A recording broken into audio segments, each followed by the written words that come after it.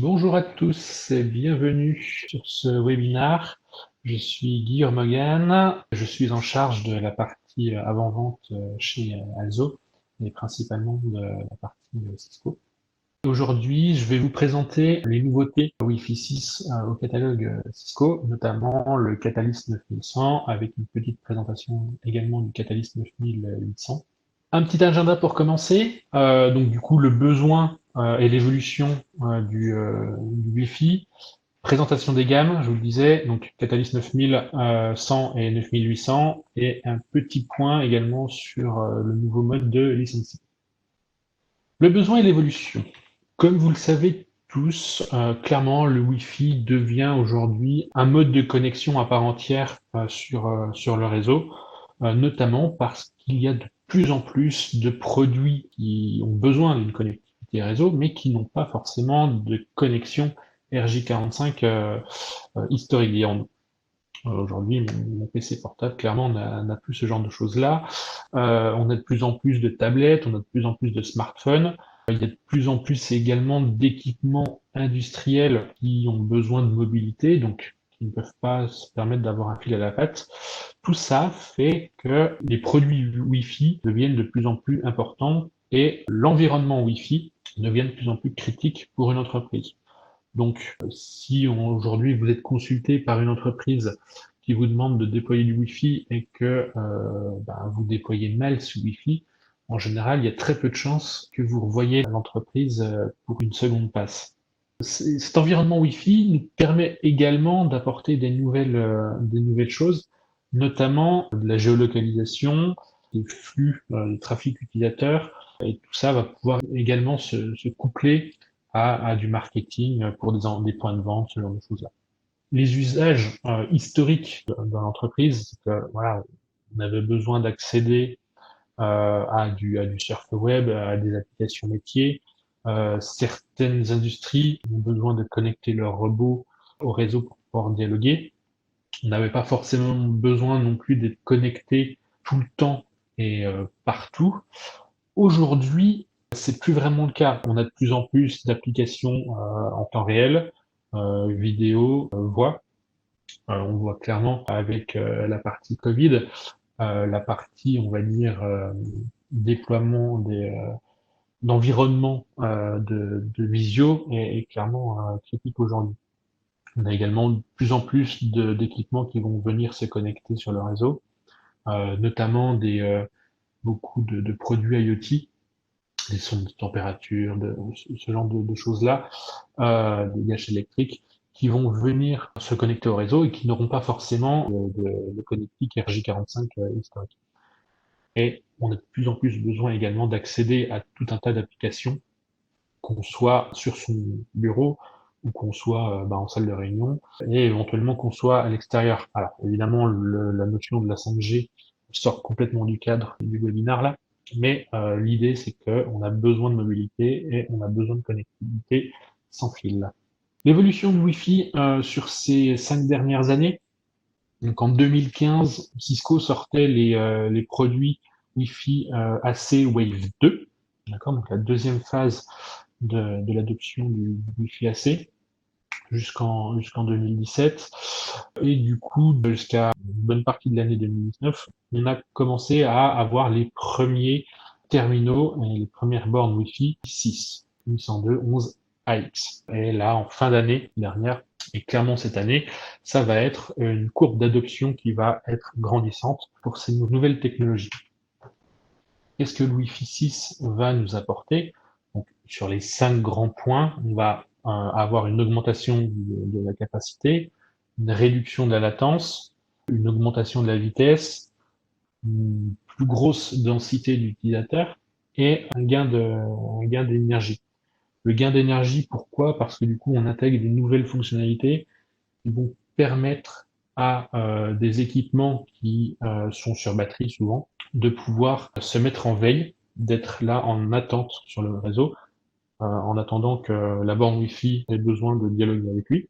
Tout ça pour sauvegarder l'énergie de l'équipement.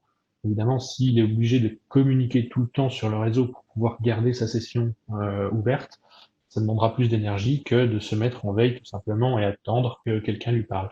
Donc ça, c'est des choses qui sont possibles maintenant avec le Wi-Fi 6. Sur les autres points, on va avoir donc notamment l'augmentation du débit. On va pouvoir voir ça comme si on était sur une autoroute. Aujourd'hui, traditionnellement, vous avez une voiture, vous êtes sur l'autoroute et vous avez un coffre qui va pouvoir charger une certaine capacité. Bah là, du coup, en augmentant, passant d'un QAM 64 à un QAM 1024, par exemple, vous allez changer de gabarit de véhicule. Vous allez passer d'une voiture à un poids lourd, par exemple. L'idée, c'est que vous allez augmenter la taille des données possibles embarquées dans une communication. Augmenter la taille des données, c'est bien. Par contre, avoir un camion qui circule à vide, c'est pas forcément très optimal. D'accord? Donc, on a aussi des algorithmes qui vont être là pour pouvoir optimiser la charge de transport et du coup pouvoir mixer plusieurs conversations sur un seul camion, si je reprends la métaphore du camion. Donc là, du coup, l'idée, c'est pour transporter un volume identique de données, on va pouvoir diminuer le nombre de cycles de communication. Ça va avoir comme avantage surtout de réduire le délai, d'accord? On a moins de communication, on a moins besoin de communiquer pour pouvoir envoyer le même nombre de données, donc du coup on diminue le temps d'attente. Et sur une charge de trafic, on pourra garder une charge de trafic élevée en fonction de l'augmentation également du nombre d'utilisateurs. Et on va également augmenter l'efficacité grâce au BSS Coloring. Pour faire simple, c'est l'idée de pouvoir avoir plusieurs communications en simultané. Elles ne se gêneront pas forcément les unes les autres. Voilà, donc tous ces petits modules-là vont sur notre autoroute. On va passer d'un petit véhicule avec un petit coffre avec un gros véhicule avec un gros coffre. On va pouvoir mettre plus de data dans ces coffres-là. On va pouvoir avoir plusieurs utilisateurs qui vont utiliser le même coffre et donc du coup compléter au mieux la remorque pour justement avoir une information, une autoroute fluide, je dirais, et bah, potentiellement mettre plus de véhicules sur cette même autoroute pour pouvoir faire circuler beaucoup plus de camions. Un petit point sur les gammes catalystes justement. Donc on va commencer par le Catalyst 9100. J'attire votre attention sur la notion de catalyste. Aujourd'hui, Cisco a décidé de basculer toutes les gammes d'accès sous l'appellation marketing Catalyst. Cette marque-là était historiquement réservée pour la partie switching, mais dans sa nouvelle stratégie, Cisco a décidé d'unifier la partie Wi-Fi et la partie switching sous la même appellation. Tout simplement pour dire que, au final, qu'on se connecte en RJ45 ou qu'on se connecte en sans fil, au final, on a la même expérience derrière. C'est un discours qui est même plus important qu'un simple discours, dans le sens où, au niveau technologique, on va être sur les mêmes choses. Aujourd'hui, ce sera un iOS unique, un même type d'iOS qui fonctionnera à la fois sur les switches et à la fois sur les bornes Wi-Fi, ou avec tous les avantages que ça peut apporter. En termes de gamme maintenant, aujourd'hui, nous sommes surtout à gamme, les 9115, les 9120 et 9130. Les 9105 sont des nouvelles bornes. Donc pour l'instant, j'ai pas plus d'informations. J'ai réussi à vous récupérer un petit slide qui les annonce. Donc là, vous avez la primeur sur le sujet. Le produit n'est même pas encore, il n'y a même pas encore de datasheet sur le site de Cisco à l'heure où je vous parle. Pour donc l'entrée de gamme actuelle commandable sur les 91, vous avez la 9115. C'est une borne Wi-Fi qui va être en 4x4 en 5 Go et en 4x4 sur du 2 Go 4. On va pouvoir également avoir un port de connexion en multi-gigabit. Pourquoi le multi-gigabit? Eh bien, tout simplement parce que le Wi-Fi 6, c'était déjà le cas avec le AC, mais c'est encore plus renforcé avec le Wi-Fi 6. On a besoin de vitesse de communication. Quand on a une borne qui va pouvoir fournir du 2 Go, 5 Go, forcément, si on la connecte à un switch qui ne propose que du 1 Go, on risque d'avoir un goulot d'étranglement et on va perdre toute l'utilité d'avoir une borne Wi-Fi qui permet de faire plus. Donc pour pouvoir connecter à ces vitesses-là, on a plusieurs solutions. Par exemple, si on prend une borne 5 Go, on pourrait avoir 5 câbles 1 Go, faire un agrégat. La problématique, c'est que quand on déploie une borne Wi-Fi, on a déjà du mal à avoir un seul RJ45, alors en avoir 5, c'est clairement impossible. Donc la deuxième solution serait de mettre un câble RJ45 qui permet de faire du 10 Go. Alors oui, en théorie, ça marche super bien. La problématique, c'est que la technologie du câble, il faut qu'elle suive également. Il faudrait que ce soit un câble catégorie 6E, etc., pour avoir des distances assez importantes. Ça, pour des environnements un petit peu vieux, ou avec des technologies qui sont un petit peu anciennes, ça peut poser des problèmes. Il faudrait refaire le câblage et ça peut coûter assez cher. Là, l'idée, c'est donc d'avoir une négociation de vitesse qui va pouvoir se faire en 1 giga, 2 giga 5 giga ou éventuellement 10 giga en fonction de la technologie du câble qui sera utilisée. On sait faire par exemple du 10 giga sur quelques mètres avec un câble en catégorie 5 ou 5E. Du coup, en fonction de ces critères-là, que l'algorithme déterminera, on va pouvoir négocier la vitesse du port. Alors, il faut évidemment que la borne Wi-Fi soit multi-gigabit capable, mais il faut également que le switch soit multi-gigabit capable à ce niveau-là. Si on passe sur les deux autres bornes, donc la 9120 et la 9130, la grosse différence qu'elles vont avoir, ça va être la présence d'une puce Cisco, donc un ASIC, qui va booster les capacités au niveau Wi-Fi. Les grosses nouveautés aussi sur ces gammes-là, c'est qu'on va pouvoir récupérer des fonctionnalités IoT, on va récupérer des radios qui vont être là pour gérer l'IoT. Alors on va avoir une radio Bluetooth par exemple, mais on va pouvoir aussi avoir une radio Zigbee. On a de plus en plus d'équipements qui vont communiquer sur du Zigbee, notamment des gâches électriques, ce genre de choses-là. Et au lieu de devoir déployer en parallèle un réseau Zigbee au niveau hertzien, ce serait intéressant d'utiliser une seule et même boîte qui va pouvoir fournir l'ensemble des technologies. Ces bornes-là aussi vont permettre de pouvoir hoster certaines applications. Alors l'idée, c'est pas d'hoster un serveur de base de données, mais des petites applications qui vont avoir un but, par exemple, de debug ou de statistiques, etc. Par exemple, on pourrait imaginer avoir besoin de tracer un appel ou de tracer certaines choses, mettre en place un outil qui va récupérer toutes les traces qui vont transiter au niveau de l'AP, ça devient intéressant. Avoir un outil qui va s'hoster directement sur l'AP pour pouvoir vérifier la bande passante d'un point A à un point B, ça peut être très intéressant aussi. Voilà, donc ça c'est des choses qui vont être possibles grâce à ce genre de borne Wi-Fi là. Pour passer sur la 9130, donc la grosse nouveauté par rapport à la 9120, ça va être la présence d'antennes en 8 par 8 sur le 5 GHz, avec un module qui va permettre de récupérer des PCAP au niveau directement radio et pas attendre que qu'on ait passé le layer 1 pour pouvoir récupérer l'information. Je ne parle pas du tout de la 9117 parce qu'aujourd'hui Cisco ne la positionne pas du tout. Ils l'ont créé historiquement pour pouvoir répondre à des appels d'offres en disant nous aussi on a une borne Wi-Fi en 8 par 8. C'était bien avant que la borne 9130 soit positionnée. Elle n'a pas d'intérêt plus que ça. En termes de positionnement, elle n'intègre pas les technologies Cisco avancées avec la partie ASIC.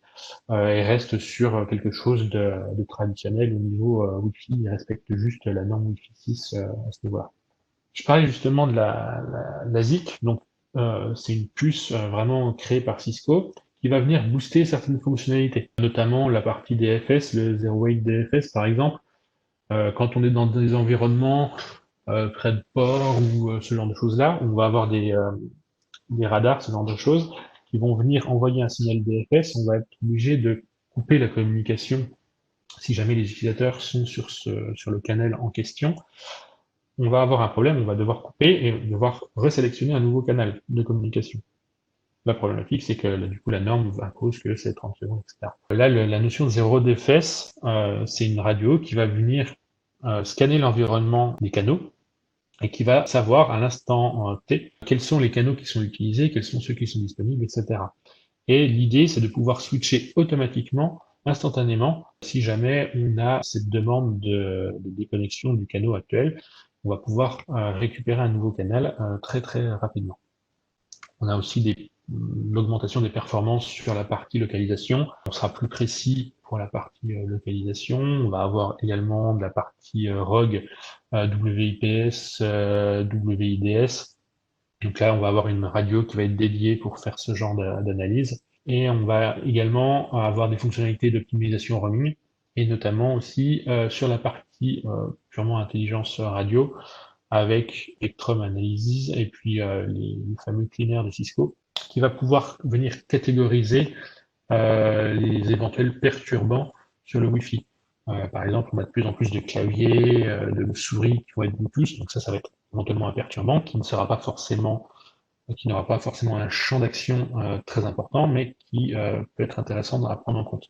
Donc, c'est des petits perturbants qui vont venir être classifiés, et en fonction de la quantité et en fonction du niveau de criticité de ce perturbant, ben, on va pouvoir venir changer de canal, etc. Voilà. Donc ça va être des fonctionnalités que Cisco va venir apporter grâce à sa puce à ce niveau-là. Je parlais de technologie avec des antennes en 8 par 8. Là, Cisco va permettre de pouvoir faire fonctionner sa borne Wi-Fi dans deux modes. Donc soit on se retrouve avec une autoroute avec 8 voies, donc là du coup en termes de trafic c'est super intéressant, soit éventuellement on va pouvoir se retrouver avec deux autoroutes de 2 fois 4 voies. Alors on va dire quelle est la différence? Eh bien en fait pour pouvoir utiliser vraiment le 8 voies, il faut que le client ait la capacité aussi d'utiliser ces 8 voies, et c'est pas forcément donné à tout le monde pour l'instant. Par contre, avoir deux points d'accès Wi-Fi qui fournissent 4 par 4 au sein d'un seul et même point d'accès, au final, ça devient très intéressant en termes de haute densité. On va pouvoir fournir et distribuer de l'information à 2 fois plus de clients en simultané.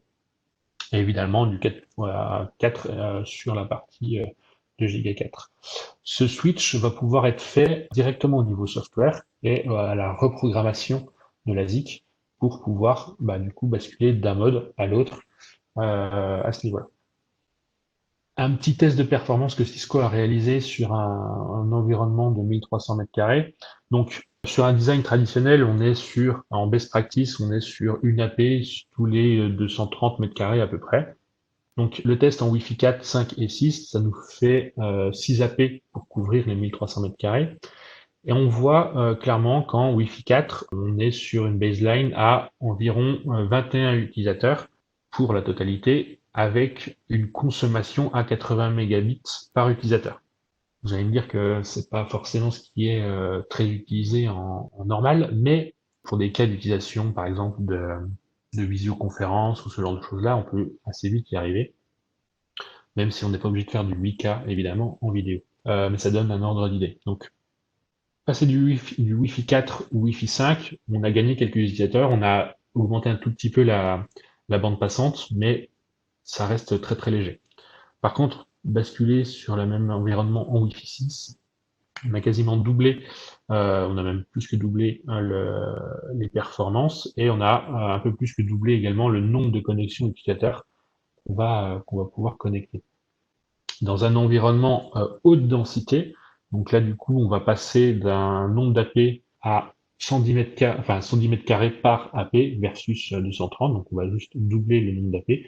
On va pouvoir encore doubler le nombre de clients Wi-Fi directement connectés à 80 mégabits. Je parlais de ZeroNet, alors qui étaient les bornes Wi-Fi historiques, donc les 18, 30, 28, enfin 18, 28, 38 et 4800. Voici donc du coup les environnements actuels, donc 1915, 1920, 9115, 9120 et 9130, qui sont les équivalents. Aujourd'hui, il n'y a pas vraiment d'équivalent à la 4800, qui est une borne Wi-Fi aujourd'hui faite pour l'hyperlocalisation. Elle sortira prochainement, mais si vous avez besoin de faire de la localisation, de la géolocalisation, vous pouvez utiliser la 9130, qui fonctionnera très bien également. Quand on parle de Wi-Fi, on parle aussi un petit peu de contrôleur Wi-Fi. Alors là, évidemment, même principe, on bascule sur une gamme Catalyst, d'accord? On abandonne la notion d'Eronet, ROS, etc. On bascule sur un iOS XE, qui est la même chose, qui va tourner sur les switches et sur les access points.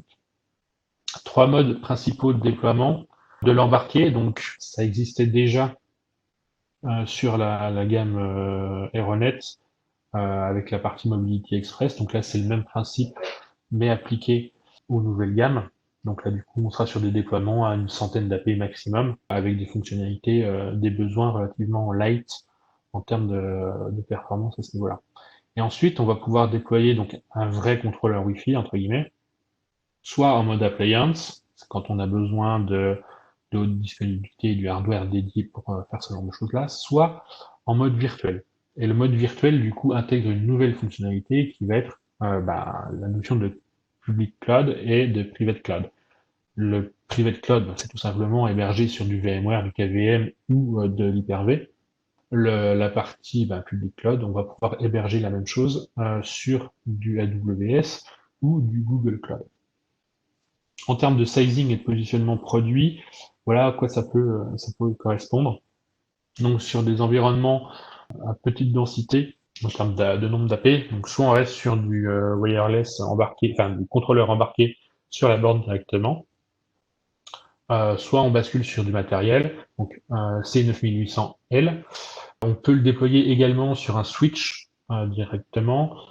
Là, ça demande un déploiement en SD Access, donc c'est très très spécifique, très peu utilisé pour l'instant. Et évidemment, soit en mode cloud public ou en mode cloud privé. Et on a la même chose quand on augmente les densités d'AP. Voilà. Il faut retenir, il y avait une différence en termes de features entre la version virtualisée et la version physique historiquement sur RES. Là, aujourd'hui, ces problématiques-là sont clairement effacées. On est vraiment en ISO fonctionnalité entre les deux mondes maintenant. En termes de migration au niveau des contrôleurs sur les Catalyst 9800, voilà ce que ça donne. Donc, je ne vais pas forcément détailler plus que ça. Je vous le laisse pour référence. Un petit point sur le Cisco DNA et sur l'IBM, Intent-Based Network Infrastructure. Cisco, aujourd'hui, part dans une direction de réseau piloté, géré par le software. L'idée derrière ça, c'est qu'on va s'appuyer sur un framework qui s'appelle Intent-Based Network Infrastructure, qui va se baser sur un petit schéma qu'on voit à droite, où on va avoir des attentes business. Donc, par exemple, je veux que la qualité vidéo et audio pendant un appel soit bonne. Je ne veux pas que mes guests communiquent avec ma production, ce genre de choses-là. Donc ça va être les attentes business. Elles vont être transformées en policy, d'accord? Et ces policies, évidemment, il va falloir les pousser sur tout le réseau, donc les switches, les bornes Wi-Fi, les routeurs, etc. Ça va se faire au travers d'un module qu'on va appeler automatisation. Et ce module automatisation va pousser cette information sur les équipements, mais va garantir que l'information a été poussée. C'est-à-dire que si jamais, pour X ou Y raison, l'équipement ne met pas en place ces règles-là, par exemple, si on pousse une mise à jour software et que le produit n'accepte pas la mise à jour, pour X ou Y raison, qu'est-ce qu'on va faire du réseau? Est-ce qu'on va laisser certains produits à jour? Est-ce qu'on va rollbacker l'intégralité du réseau pour pouvoir avoir quelque chose qui soit consistant dans le temps, etc. Voilà, on va mettre en place des automatisations. On va éviter la problématique de l'intervention humaine qui oublierait certains switches, certaines bornes Wi-Fi, etc.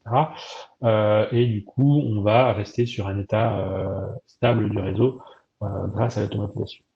Une fois que ces produits-là ont été configurés, ils vont remonter du contexte. Par exemple, les graphes réseau, ce genre de choses-là, ça va remonter du contexte sur la partie analytique qui va être moulinée pour pouvoir être analysé, pour pouvoir faire du prédictif, par exemple, sur savoir que ce lien-là va être, par exemple, saturé vu l'utilisation croissante qu'on en a, etc.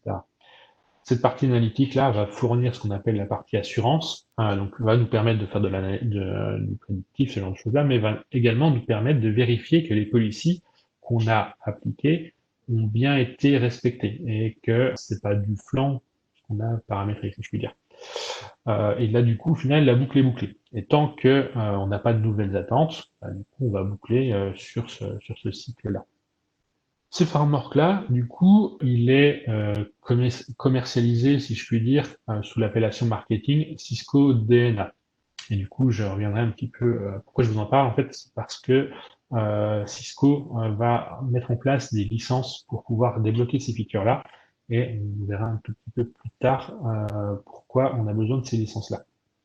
Qu'est-ce que ça va impliquer surtout?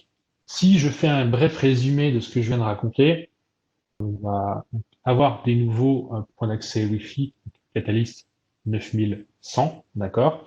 On va également avoir des nouveaux contrôleurs Wi-Fi 9000, Catalyst 9800, en physique, en virtuel, embarqués directement sur la borne. Et évidemment, on va récupérer toute la partie intelligence Cisco grâce aux ASIC qu'on va pouvoir récupérer sur les bornes Wi-Fi. Les nouvelles features, notamment sur la partie mise à jour, sur la partie haute disponibilité, etc.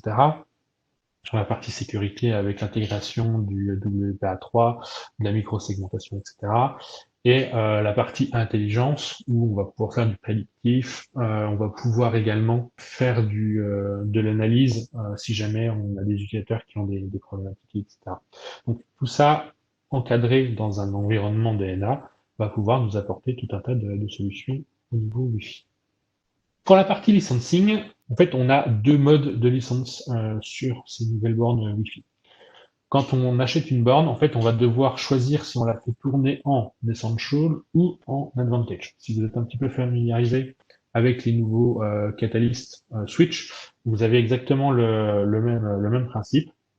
Donc il y a deux couches, donc il y a la Network Essential et le Network Advantage. Donc ça vous donne des features propres à la partie radio, j'ai envie de dire. Donc la différence entre les deux modules, ça va être surtout sur la partie haute disponibilité et résilience. Sur la partie Advantage, on en remplisse l'ISSU, le rolling AP, ce genre de choses-là, qui sont des fonctionnalités un peu spécifiques. Mais sinon, toutes les fonctionnalités de base qu'on peut avoir besoin au niveau Wi-Fi, elles seront présentes évidemment dans la partie Network Essential.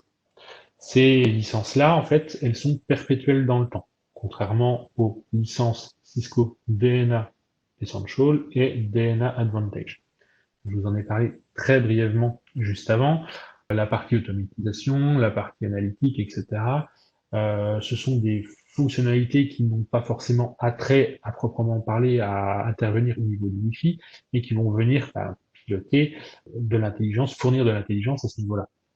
Ces fonctionnalités-là, en fait, elles sont soumises à licence, elles sont basées sur une durée, donc en 3, 5 ou 7 ans. Vous êtes obligé de les acheter quand vous achetez la borne Wi-Fi. D'accord. Donc, quand vous prenez une borne Wi-Fi en Essential, vous aurez la Network Essential plus la licence DNA Essential. La licence DNA Essential, il sera minimum, enfin, vous devrez l'acheter au minimum pour 3 ans.